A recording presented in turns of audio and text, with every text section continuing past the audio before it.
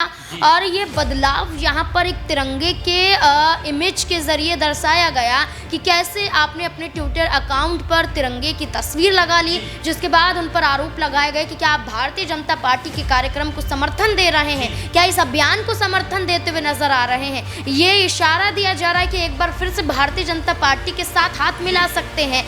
2020 की बात की जाए तो इससे पहले भी यहाँ पर मुकेश सहनी भारतीय जनता पार्टी के साथ जुड़ चुके हैं, लेकिन अब वही मुकेश सहनी का ये भी कहना होता है कि ये व्यक्तिगत राय है, सिर्फ देश किसी पार्टी का नहीं है या देश किसी राजनीतिक दल का नहीं है, देश सबका है और देश से तिरंगा से मुझे भी प्यार है। तो मेरे सोशल मीडिया अकाउंट के बदलाव से भारतीय जनता पार्टी को समर्थन देना ये कहीं ना कहीं जायज नजर नहीं आता।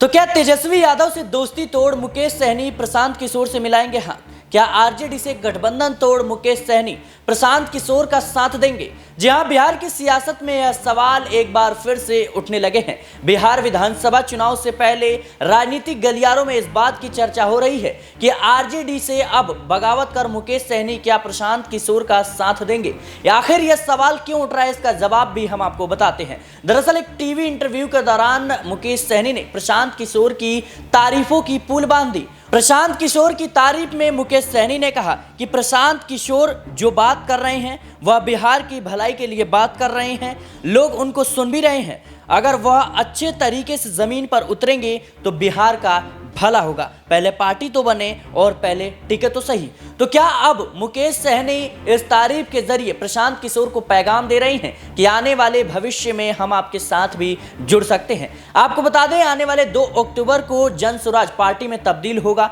जिस तरीके से प्रशांत किशोर जमीन पर लगातार सालों से बने हुए हैं, बिहार की राजनीति में खुद को एक नए विकल्प के तौर पर पेश कर रहे हैं और लोग उनकी बातों को सुन भी रहे हैं। तमाम बेरोजगारी, महंगाई और कहीं ना कहीं युवाओं का मुद्दा, शिक्षा, स्वास्थ्य सुविधाओं का मुद्दा उठाते हुए नजर आ रहे हैं, जिससे माना यही जा रहा है कि बिहार की राजनीति में एक क्रांति लाने का काम प्रशांत किशोर करेंगे। तो क्या इस क्रांति को देखते हुए मुकेश सहनी अब प्रशांत किशोर से हाथ मिलाएंगे? इसी मुद्दे पर बातचीत करेंगे। हमारे साथ हमारी सहयोगी नाजमिन मौजूद है। नाजमिन, कैसे देख रही हैं आप प्रशांत किशोर और मुकेश सहनी के बीच इस वक्त राजनीतिक गलियारों में चर्चाओं का केंद्र क्यों बना हुआ है? क्यों आखिर इस बात के कयास लगाए जा रहे हैं कि मुकेश सहनी प्रशांत किशोर का साथ देने वाले हैं तेजस्वी यादव से पीछा छुड़ाकर? देखिए, आपने जिस तरीके से बखान किया कि प्रशांत किशोर को लेकर मुकेश सहनी के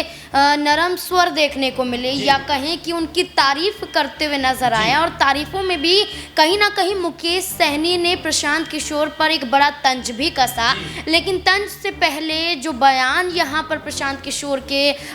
लिए मुकेश सहनी का दिया जा रहा है, इस आधार पर कहा जा रहा है कि क्या आरजेडी से बगावत करते हुए नजर आएंगे। ना सिर्फ प्रशांत किशोर बल्कि देखिए कई ऐसे मुद्दे सामने आए जिसके तहत देखा गया कि मुकेश सहनी अचानक से एक्टिव कैसे हो गए, और अगर मुकेश सहनी एक्टिव हुए हैं तो आरजेडी के समर्थन की बजाय आप अन्य पार्टियों के समर्थन में बड़ा बड़ा यहाँ पर कदम उठाते हुए नजर आ रहे हैं, बड़े बड़े फैसले लेते हुए नजर आ रहे हैं। जैसे कि एक किस्सा मैं आपको बता दूं कि 15 अगस्त से पहले जो भारतीय जनता पार्टी हर साल एक कार्यक्रम की शुरुआत करती है, हर घर तिरंगा, और हर घर तिरंगा के जरिए आप देखिए कि भारतीय जनता पार्टी अपने तमाम सोशल अकाउंट के जो तस्वीरें होती हैं, डीपी होती हैं, उनको चेंज करती हुई नज़र आती हैं। इसी के साथ साथ एक रैली भी निकाली जाती है जिसमें एक संदेश दिया जाता है। तो इसी दौरान 15 अगस्त से पहले मुकेश सहनी ने भी अपने ट्विटर अकाउंट में बड़ा बदलाव किया, और ये बदलाव यहाँ पर एक तिरंगे के इमेज के ज़रिए दर्शाया गया कि कैसे आपने अपने ट्विटर अकाउंट पर तिरंगे की तस्वीर लगा ली, जिसके बाद उन पर आरोप लगाए गए कि क्या आप भारतीय जनता पार्टी के कार्यक्रम को समर्थन दे रहे हैं, क्या इस अभियान को समर्थन देते हुए नजर आ रहे हैं। ये इशारा दिया जा रहा है कि एक बार फिर से भारतीय जनता पार्टी के साथ हाथ मिला सकते हैं। 2020 की बात की जाए तो इससे पहले भी यहाँ पर मुकेश सहनी भारतीय जनता पार्टी के साथ जुड़ चुके हैं, लेकिन अब वही मुकेश सहनी का ये भी कहना होता है कि ये व्यक्तिगत राय है, सिर्फ देश किसी पार्टी का नहीं है या देश किसी राजनीतिक दल का नहीं है, देश सबका है और देश से तिरंगा से मुझे भी प्यार है। तो मेरे सोशल मीडिया अकाउंट के बदलाव से भारतीय जनता पार्टी को समर्थन देना ये कहीं ना कहीं जायज नजर नहीं आता। एक महत्वपूर्ण बात आपने कही कि मुकेश सहनी इससे पहले एनडीए का हिस्सा रह चुके हैं और अब उन्होंने इंडिया गठबंधन को भी आजमा लिया है। क्या लगता है आपको, जिस तरीके से प्रशांत किशोर बिहार की राजनीति में एक नए विकल्प के तौर पर खुद को पेश कर रहे हैं, उनकी जो जनस्वराज पदयात्रा है वो 2 अक्टूबर को पार्टी में तब्दील हो जाएगी, क्या लगता है आपको आने वाले समय में मुकेश सहनी अब नए विकल्प के तौर पर नए साथी को देखते हुए कहीं ना कहीं प्रशांत किशोर को इस बात का पैगाम उन्होंने भेज दिया है कि हम आने वाले समय में आपके साथ जुड़ सकते हैं? देखिए, राजनीति में जिस तरीके से हम देखते हैं कि चुनाव लोकसभा का हो, विधानसभा का हो, राजनीतिक पार्टियां अपनी भलाई के लिए बड़े बड़े फैसले लेती हैं। अब मुकेश सहनी को लेकर जिस तरीके से हमने कहा कि जेडीयू पार्टी के साथ, भारतीय जनता पार्टी के साथ, आरजेडी के साथ यहाँ पर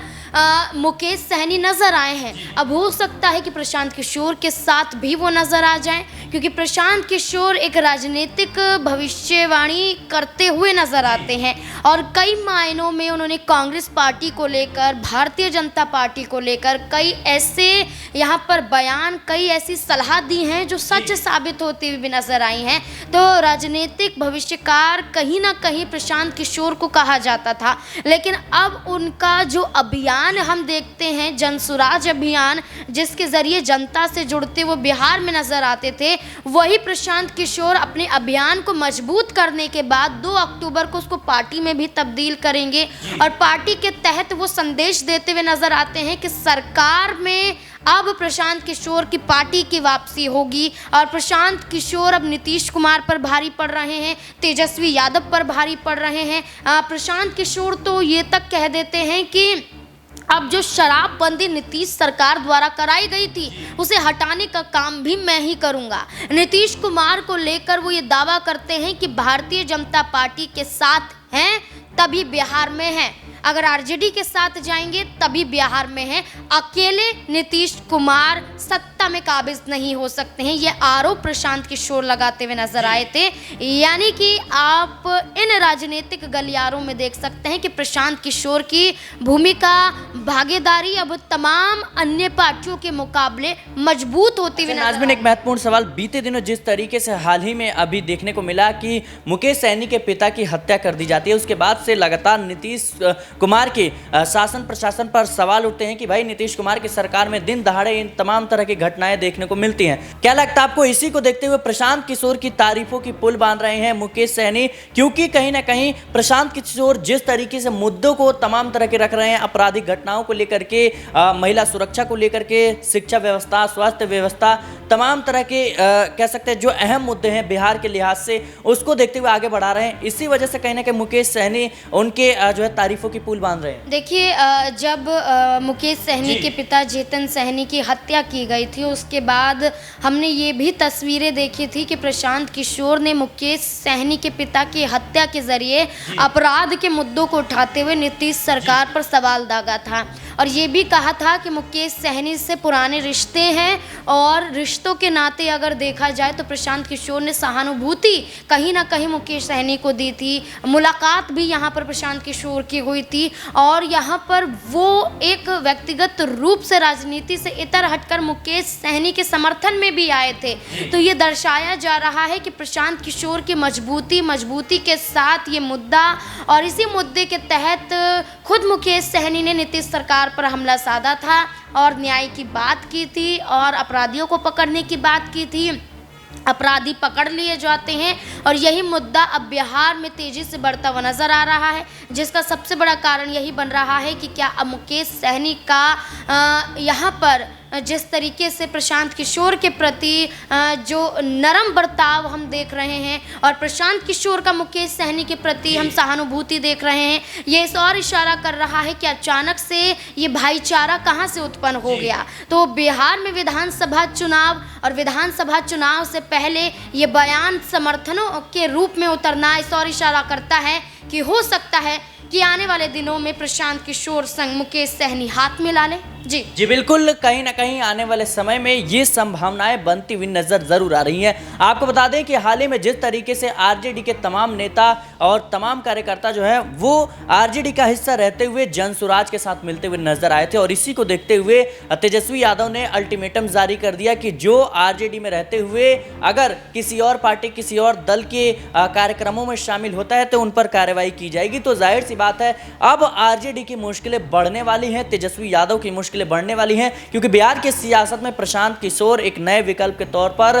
खुद को आगे कर रहे हैं, और नीतीश कुमार भारतीय जनता पार्टी की तरफ से चुनौतियां तो है ही। बहरहाल इस रिपोर्ट में इतना ही। देश और दुनिया की तमाम खबरों के लिए बने रहे नेक्स्ट 9 पॉलिटिकल बाइट के साथ।